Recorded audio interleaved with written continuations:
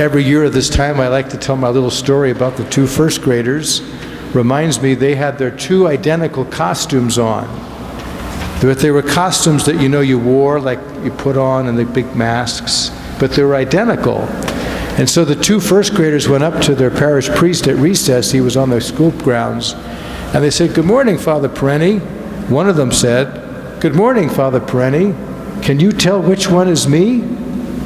And he chuckled, oh no, you just look exactly alike, I can't tell. Of course, in his little mind, he thought he was being disguised.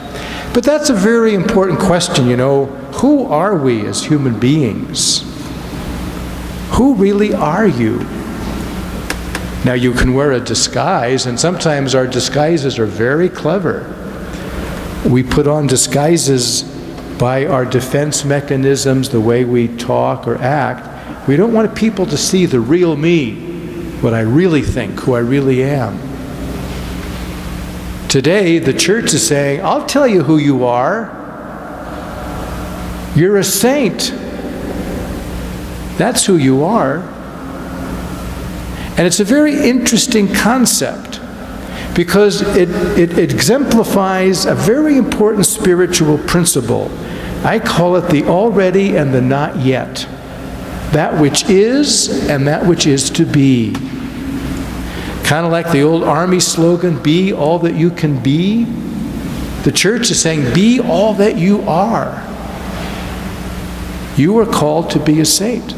And if we approach this solemnity, this feast day today, with the idea that we're celebrating those people, and not the idea that we're celebrating us as well, as a very important part of the communion of saints, then it seems to me we miss the point. That all of us are called to be who God calls us as saints. Paul says, you are saints. You are not called to be saints, you are called as saints. Very important distinction.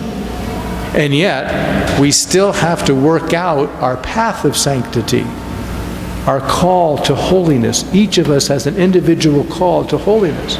So Father Eleazar Silva, your parochial vicar, is called to be a saint. Well, that's right. We're all called to be saints, and we're called as saints, as St. Paul tells us, and it's not either or, and we're called to work out our sanctity. So that's a mystery. But it's a very important mystery because it shows us that, number one, it's God's doing. And boys and girls, brothers and sisters in Christ, today's a day to remember what God is doing in your life and in my life. God's grace is at work in us. And God is giving us everything we need to be a saint. This is done principally through our baptisms and our confirmation and the Eucharist and the other sacraments and all the gifts God's given us as human beings, as His daughters and sons. God has given us everything we need. So, really, it's all ours for the asking. If we don't become saints, then guess who goofed up? It wasn't God. It was you or me. Now, why would we goof up? Why would we not be a saint? Well, sometimes it's because we don't recognize that it's a process. That sanctity is a process. Notice in the Beatitudes, you may be doing this today, but then tomorrow this will be the case. It takes time.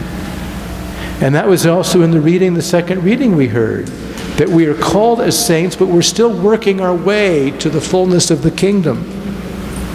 So we have to be willing to engage the process. We have to be willing to look at my mistakes and not say, oh no, I don't make mistakes, I'm perfect. But to honestly and humbly say, yeah, I goofed up, I sinned. I must go to confession and celebrate the sacrament of reconciliation. I must change my ways. I must do better. It's a process. And it's also something that involves suffering. Notice in the Beatitudes, those who mourn, those who are persecuted. We don't like to suffer. So some of us put off our sanctity because we're not willing to suffer. Suffering is not the enemy. Pain is not the enemy. Death is the enemy. Suffering and pain can lead us into new life. So pain, suffering leads to newness of life. And finally, the reading suggests to us today that we're saints together, that sanctity is a communal event.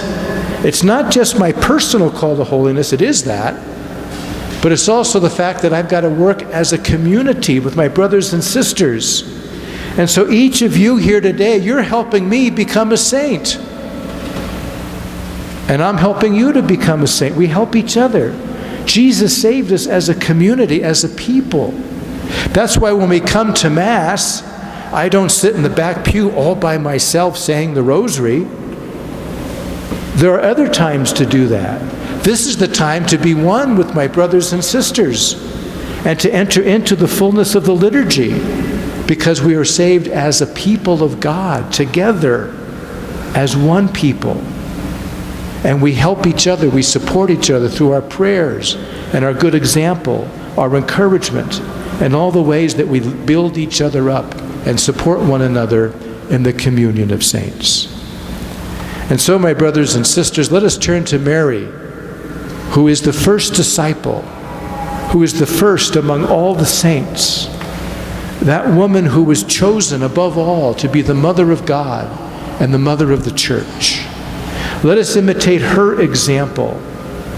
Let us follow in her footsteps as we seek to become all that we are, as we seek to be saints of God.